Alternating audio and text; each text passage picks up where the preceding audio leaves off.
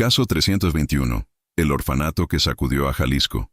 Niños sin sombra. Médico nocturno y puertas rotas. Lugar: Zapotlanejo, Jalisco, México. En las afueras del municipio, sobre una loma de tierra seca rodeada de mezquite y carrizo.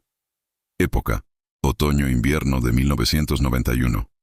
Había una forma particular en que el viento bajaba del Cerro Prieto en noviembre. No soplaba exactamente, sino que descendía, pesado y tibio, arrastrando olor a tierra mojada y a algo más difícil de nombrar, algo que los viejos de Zapotlanejo llamaban el aliento del monte, sin explicar qué querían decir con eso. Era un olor que los niños del orfanato Casa de la Providencia conocían mejor que nadie, porque llevaban años durmiendo con las ventanas cerradas para no recibirlo. La Casa de la Providencia había sido construida en 1963 por iniciativa del padre Esteban Ruelas, un sacerdote de Guadalajara que llegó al municipio convencido de que los niños desamparados del norte de Jalisco merecían un lugar digno. Durante casi 3 décadas, la institución funcionó con financiamiento mixto, donaciones parroquiales, un pequeño subsidio del DIF estatal y el trabajo voluntario de mujeres del pueblo que iban a lavar ropa y a enseñar a coser. El edificio era sólido, de ladrillo rojo y techo de teja, con 2 alas laterales unidas por un corredor central que en verano se llenaba de luz y en invierno se convertía en un túnel de sombras. Para 1991, la institución albergaba a 19 niños de entre 4 y 15 años. La directora era la señora Consuelo Ibarra de Montoya, una mujer de 53 años, cabello entrecano recogido en un chongo apretado, lentes de armazón café y una voz que raramente subía de volumen, pero que cuando lo hacía dejaba el cuarto en silencio absoluto. Consuelo llevaba 11 años al frente del lugar. No era una mujer cruel, pero tampoco era tierna.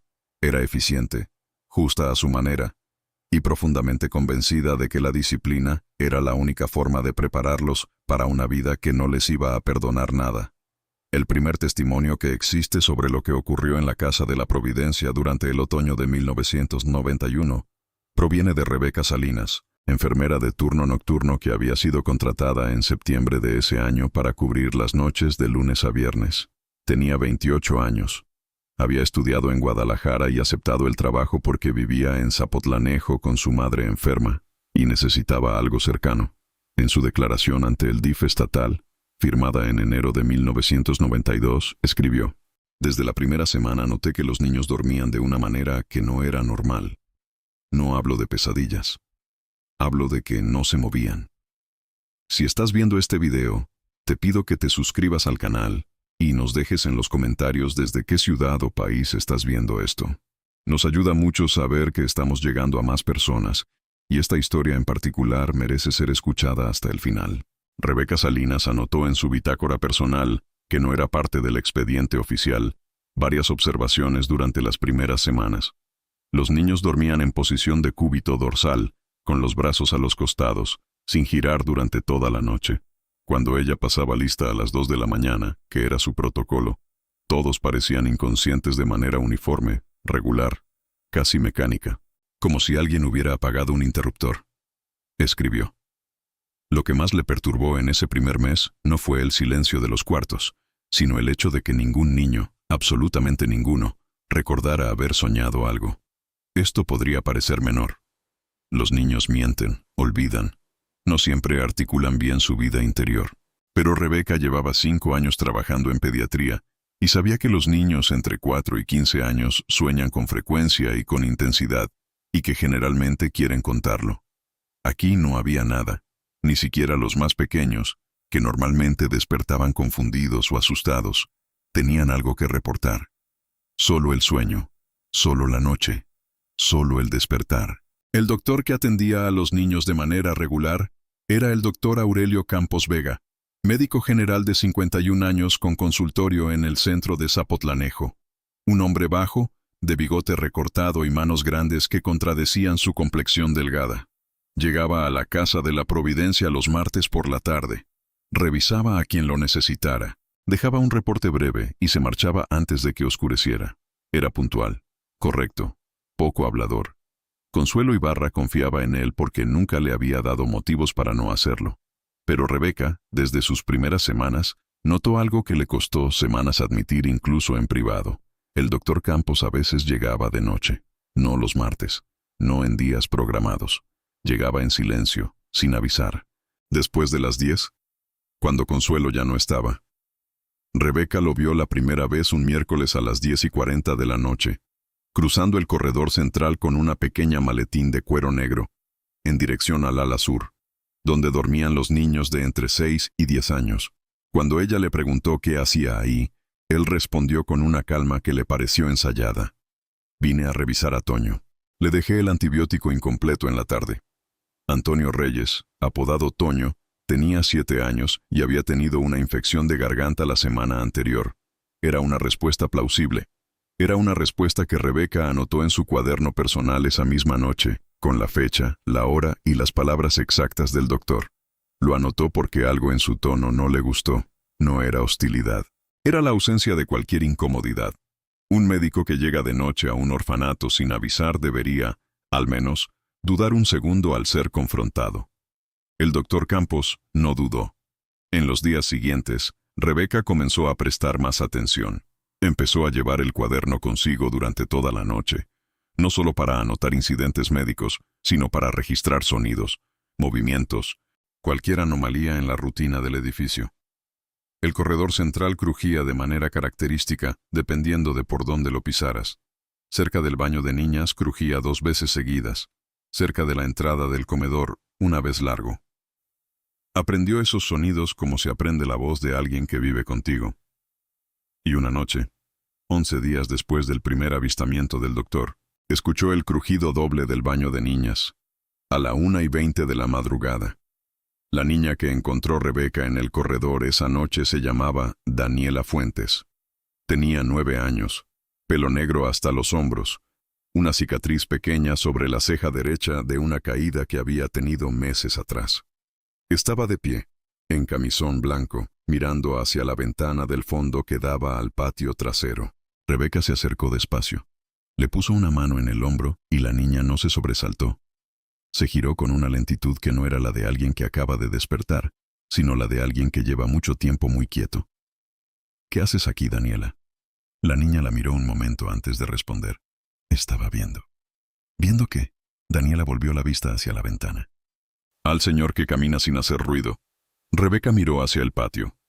Estaba oscuro, pero la luna de noviembre era fuerte y limpia, y bañaba el patio de una luz gris que hacía visibles los contornos del mezquite del fondo, la pila de ladrillos que llevaba años ahí esperando una reparación que nunca llegaba, el tendedero de metal oxidado. No había nadie. No hay nadie, Daniela. Ya se fue, dijo la niña, y luego dijo algo que Rebeca recordaría durante años. Nunca tiene sombra, ni cuando hay luna. Rebeca llevó a la niña a su cama, esperó a que cerrara los ojos y luego salió al patio. Eran casi las 2 de la mañana. El aire estaba frío y olía a tierra seca. Caminó hasta el centro del patio y miró hacia todos los lados.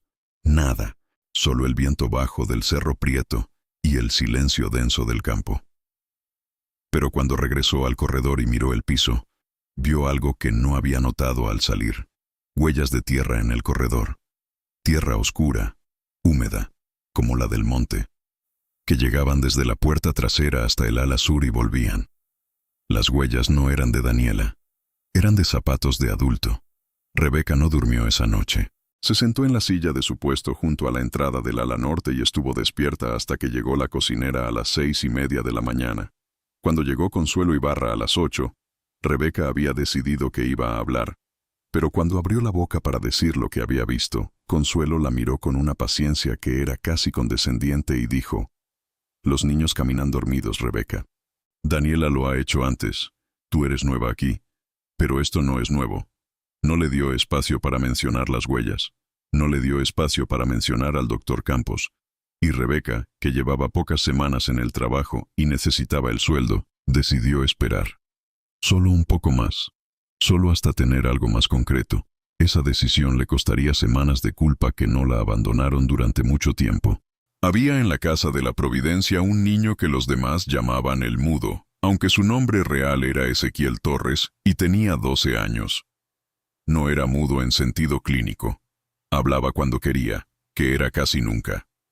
Había llegado al orfanato 4 años antes desde un municipio del norte del estado, después de que sus padres murieran en un accidente en la carretera a Tepatitlán. Era delgado, de ojos oscuros y muy quietos, y tenía la costumbre de sentarse en el último escalón del corredor central mirando hacia la puerta de entrada como si esperara a alguien que nunca llegaba. Rebeca lo había observado desde su primera semana. Había algo en Ezequiel que le generaba una mezcla de ternura y desasosiego que no sabía bien cómo explicar.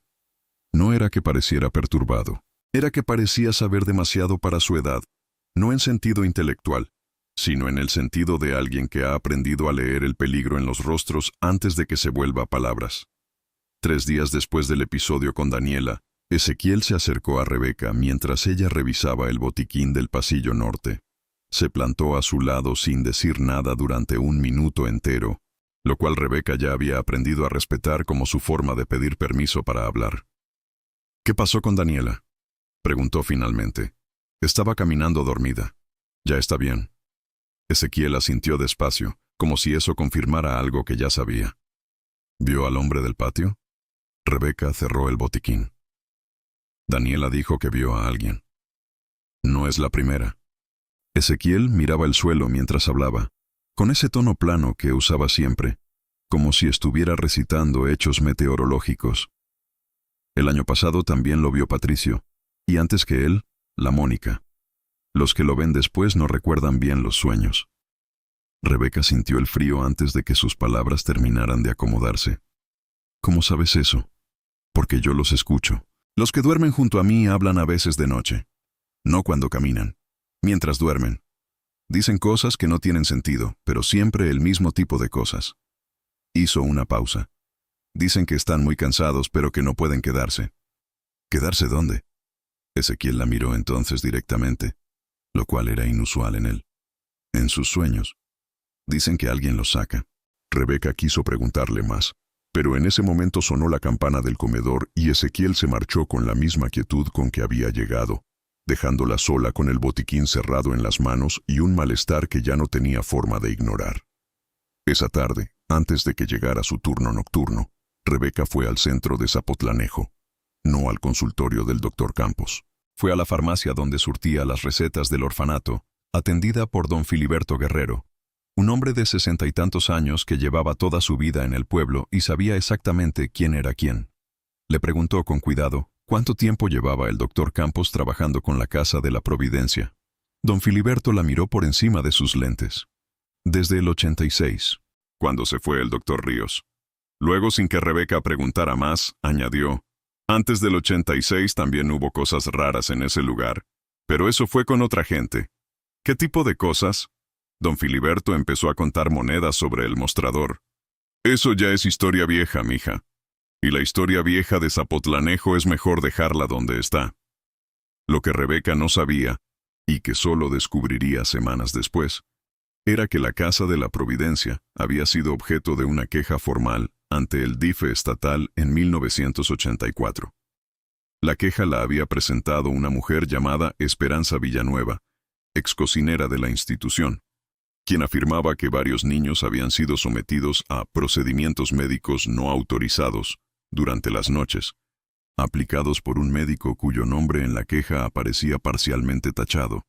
La queja había sido archivada sin resolución. Esperanza Villanueva murió en 1987. El expediente existía, pero estaba en una caja en los sótanos de las oficinas del DIF en Guadalajara, sin número de folio visible en el exterior. Nadie en Zapotlanejo hablaba de ese expediente. No porque no supieran que existía, sino porque algunas cosas en los pueblos pequeños se entierran no por malicia sino por agotamiento, por la convicción silenciosa de que remover ciertos suelos solo trae más tierra encima. Pero Rebeca Salinas no era del pueblo. Llevaba solo 2 meses ahí, y tenía un cuaderno con fechas, horas y palabras exactas que ya comenzaba a pesar más de lo que esperaba. La noche del jueves 14 de noviembre de 1991 fue la primera vez que Rebeca escuchó abrirse la puerta trasera del corredor central desde adentro. Era la 1:10 de la mañana. Estaba en su silla, despierta, con el cuaderno en la falda. El crujido de la puerta fue inconfundible. No era el viento, no era el asentamiento de la madera en el frío.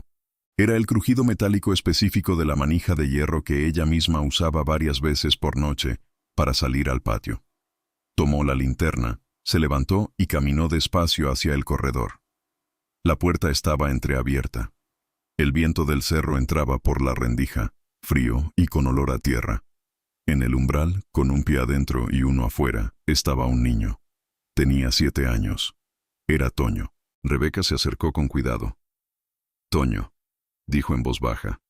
El niño no respondió. Estaba dormido, o algo parecido, con los ojos entreabiertos y la mirada fija en ningún punto específico. Rebeca lo tomó de los hombros y lo giró con suavidad hacia adentro. Él se dejó mover sin resistencia, sin despertar, sin cambiar la expresión. Lo llevó a su cama. Le arropó los pies, que estaban fríos. Volvió al corredor y cerró la puerta trasera con el pasador interno que en teoría siempre debería estar puesto. El pasador estaba roto. No estaba forzado. Estaba roto, limpiamente, como si alguien lo hubiera sostenido con fuerza desde afuera mientras alguien más lo empujaba desde adentro. Rebeca lo fotografió esa noche con la pequeña cámara desechable que había comprado en la papelería del centro 2 semanas antes, preparándose para exactamente este tipo de momento, sin saber si llegaría. Guardó la cámara en su bolso.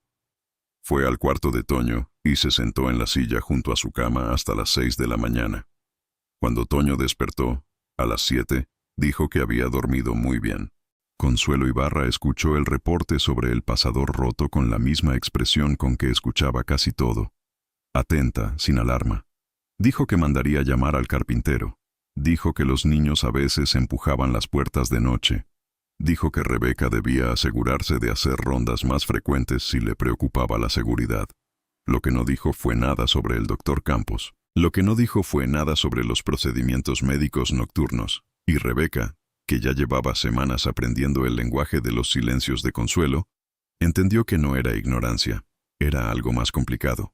Esa tarde, Rebeca llamó desde la caseta telefónica del centro a su amiga Lorena, que trabajaba en el Hospital Civil de Guadalajara. Le describió los síntomas que había observado en los niños. Sueño anormalmente profundo, ausencia de sueños reportados, episodios de sonambulismo, frialdad en extremidades al despertar. Le preguntó si eso podía ser consecuencia de algo administrado. Lorena tardó en responder. Cuando lo hizo, su voz era más baja. «Rebeca, ¿tienes razones concretas para pensar eso?» «Tengo observaciones». «¿Tienes algo más que observaciones?» Rebeca pensó en el cuaderno, en las huellas, en la cámara. «Estoy trabajando en eso». «Entonces trabaja rápido, porque lo que describes, si es inducido, hay un rango de sedantes que se usaban mucho en los 70 y que todavía circulan. Algunos se pueden administrar en dosis pequeñas sin dejar marca evidente. Necesitarías análisis de sangre o de orina para confirmarlo. Y necesitarías que alguien con autoridad los ordenara». Eso era exactamente el problema. Rebeca no tenía autoridad.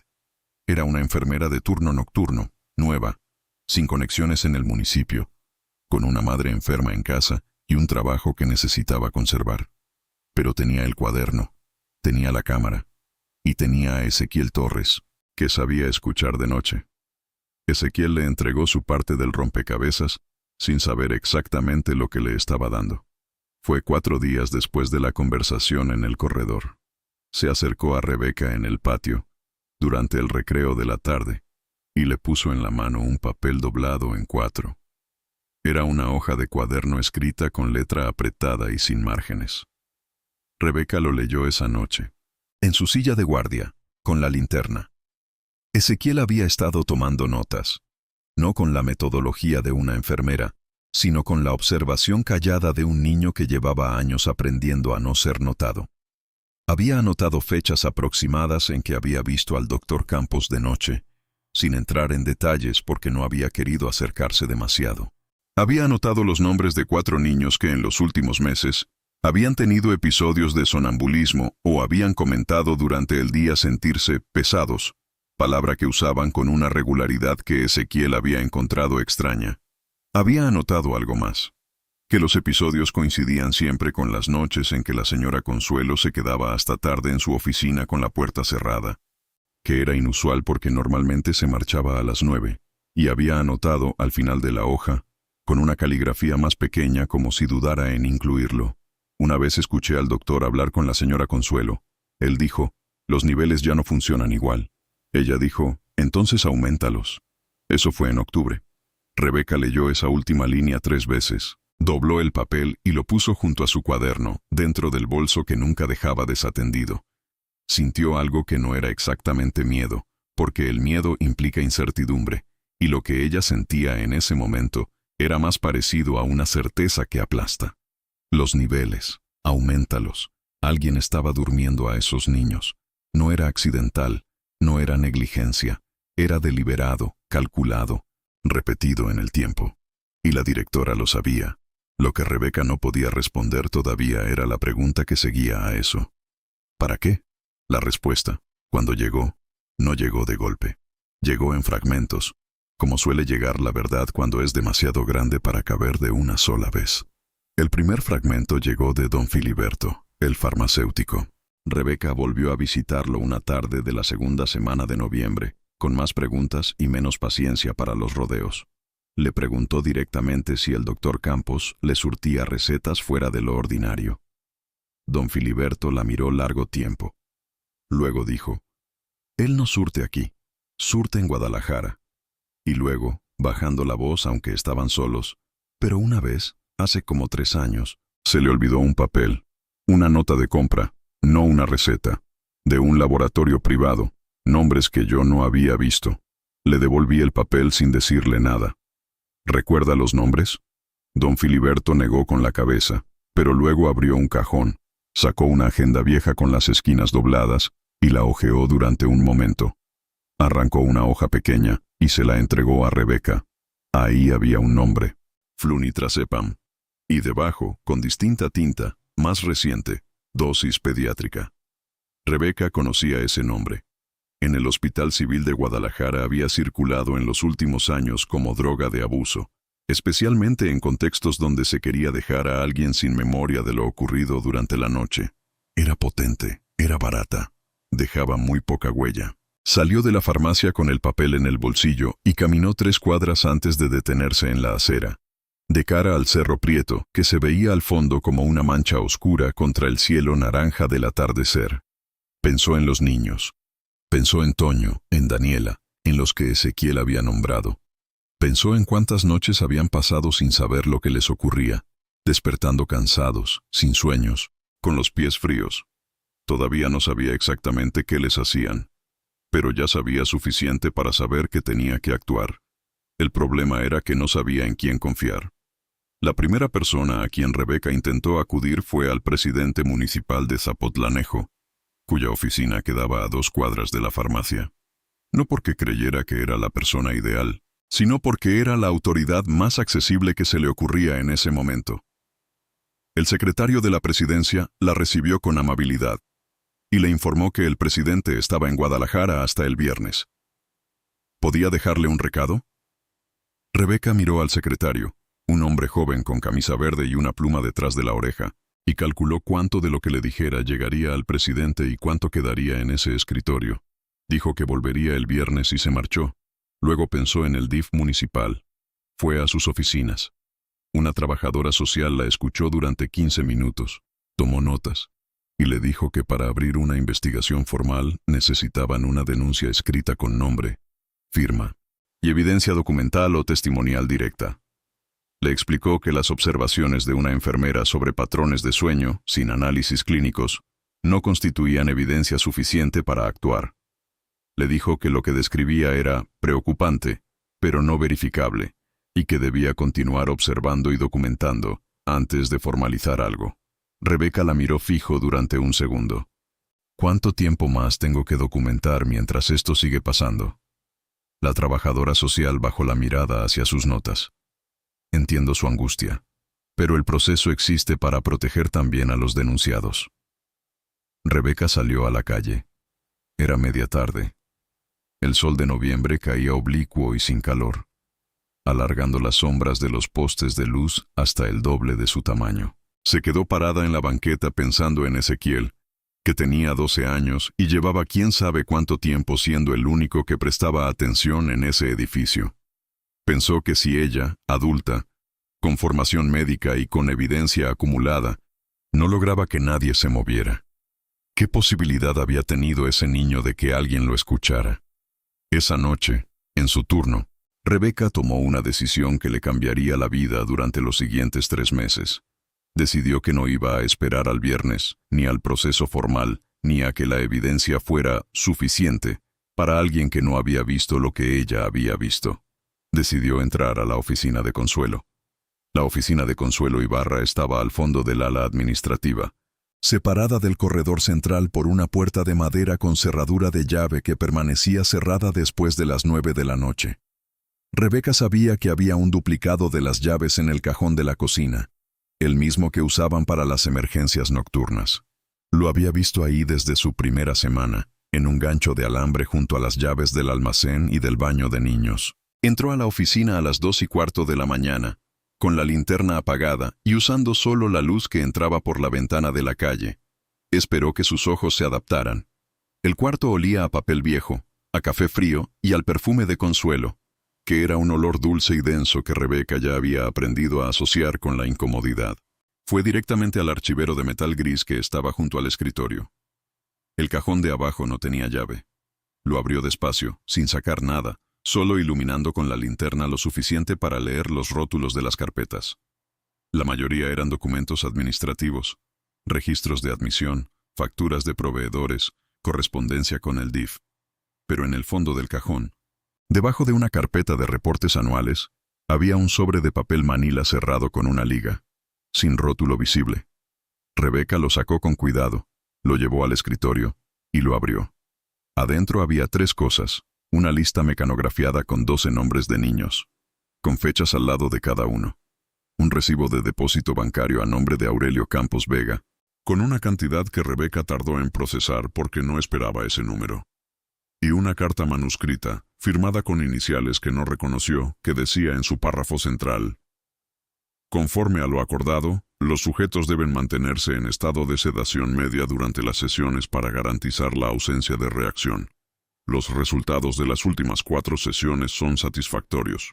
Se procederá con los 6 restantes conforme al calendario. Rebeca no respiró durante varios segundos. Luego fotografió todo con la cámara desechable. Devolvió el sobre exactamente como lo había encontrado. Cerró el cajón. Salió de la oficina. Volvió a colgar la llave en el gancho de la cocina. Se sentó en su silla y no se movió durante el resto de la noche. Los 12 nombres en esa lista, Rebeca los reconocía todos. Eran los niños del ala sur. Lo que ocurrió durante las siguientes 2 semanas fue una combinación de urgencia, obstáculos y decisiones tomadas sin suficiente información, que es exactamente como ocurre en la mayoría de las cosas importantes en la vida real. Rebeca fue a Guadalajara. No al DIF municipal, no a la presidencia, sino directamente a las oficinas del DIF estatal, donde presentó una denuncia formal con su nombre completo, los rollos de fotos revelados en una hora en una farmacia Benavides de la ciudad, el cuaderno de notas original y el papel de don Filiberto con el nombre del medicamento. El funcionario que la recibió era un hombre de 40 y tantos años que escuchó todo en silencio, hizo pocas preguntas y al final dijo que abrirían una revisión. ¿Cuándo?, preguntó Rebeca. «Cuando podamos asignar un inspector». «¿Cuánto tiempo es eso?» «Normalmente 10 a 15 días hábiles». Rebeca pensó en las sesiones del calendario. Pensó en los 6 restantes. «Necesito que sea antes». El funcionario la miró con una paciencia que ella ya conocía de la trabajadora social del municipio. «Señorita Salinas, entendemos la urgencia que usted percibe. Pero una acusación contra un médico registrado y contra la directora de una institución de larga trayectoria requiere un procedimiento cuidadoso. No podemos actuar de manera precipitada». Rebeca salió de esa oficina con la sensación de que el mundo estaba construido de una manera que protegía exactamente a quienes más daño podían hacer. Pero algo cambió cuando reveló las fotos. Las imágenes del sobre, aunque tomadas con una cámara barata y con poca luz, eran legibles. La lista de nombres era visible. El recibo era claro. Un periodista del diario Siglo XXI de Guadalajara, a quien Rebeca llamó esa tarde desde una caseta, le pidió que le enviara copias. Rebeca dudó. Luego dijo que sí. La nota apareció 4 días después, sin los nombres de los niños pero con los suficientes detalles para que quien conociera la historia supiera de qué lugar se trataba. No era la primera plana, era la sección de nota regional, en la página 14. Pero era suficiente para que el DIF estatal acelerara la revisión. El inspector llegó a la Casa de la Providencia el 22 de noviembre, un viernes, sin avisar. Rebeca no estaba ahí porque era su día libre, pero Ezequiel le contó después lo que ocurrió. 2 hombres con maletines y actitudes de quienes saben que no se les puede negar la entrada. Consuelo los recibió en la entrada. Estuvo tranquila durante la primera hora. Luego, cuando fueron al archivero, no estuvo tan tranquila. El doctor Campos fue localizado en su consultorio ese mismo día. Según el expediente que eventualmente se hizo público en partes, él negó todo durante las primeras horas. Luego modificó su versión. Luego guardó silencio y pidió un abogado. Lo que las investigaciones determinaron, con meses de trabajo y análisis de muestras tomadas retroactivamente, era lo siguiente. Durante al menos 3 años, Aurelio Campos Vega había estado administrando a niños seleccionados de la Casa de la Providencia dosis de benzodiazepinas de acción rápida, con la complicidad de Consuelo Ibarra, dentro de un esquema que involucraba a una persona más cuya identidad completa tardó otro año en establecerse.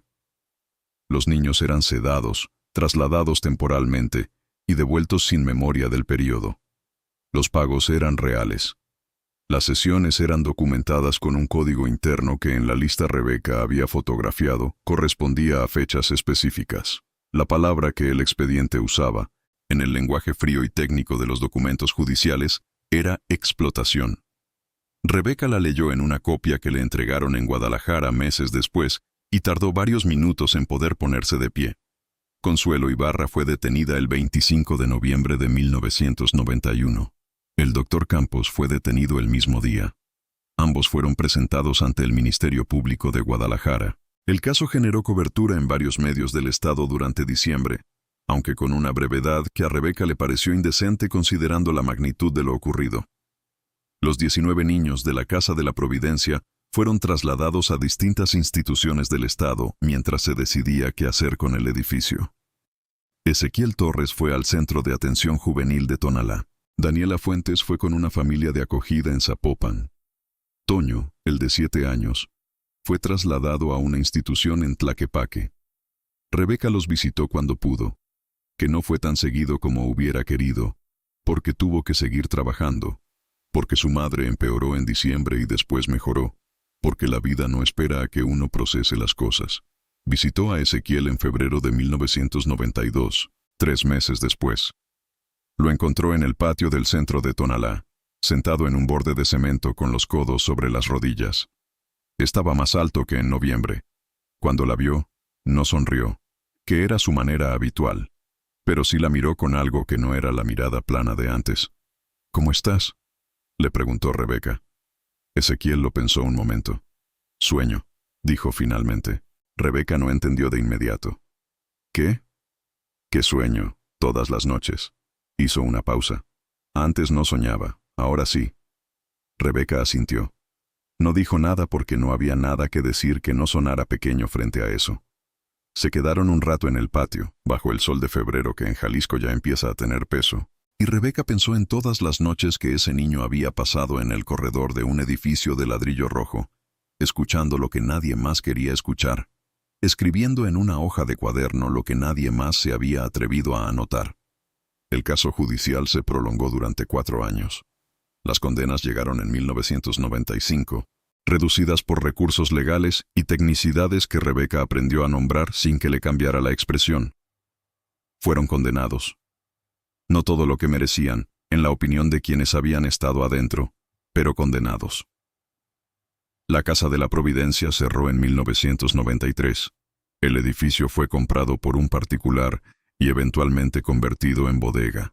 La teja roja del techo siguió ahí durante años, visible desde la carretera que sube hacia el Cerro Prieto. Hay personas que viven en Zapotlanejo que todavía recuerdan el otoño de 1991 como el momento en que algo se rompió en su idea del pueblo. No de manera dramática, no con grandes manifestaciones, sino con esa fractura silenciosa que ocurre cuando descubres que el daño más duradero no lo hacen los monstruos que no conoces, sino los que han estado todos los días frente a ti, con bata blanca y horario fijo, con cara de normalidad, y manos que saben exactamente lo que hacen. Rebeca Salinas siguió trabajando en enfermería. Se quedó en Jalisco. Nunca habló mucho del caso en público, aunque sí lo contó cuando alguien le preguntó directamente.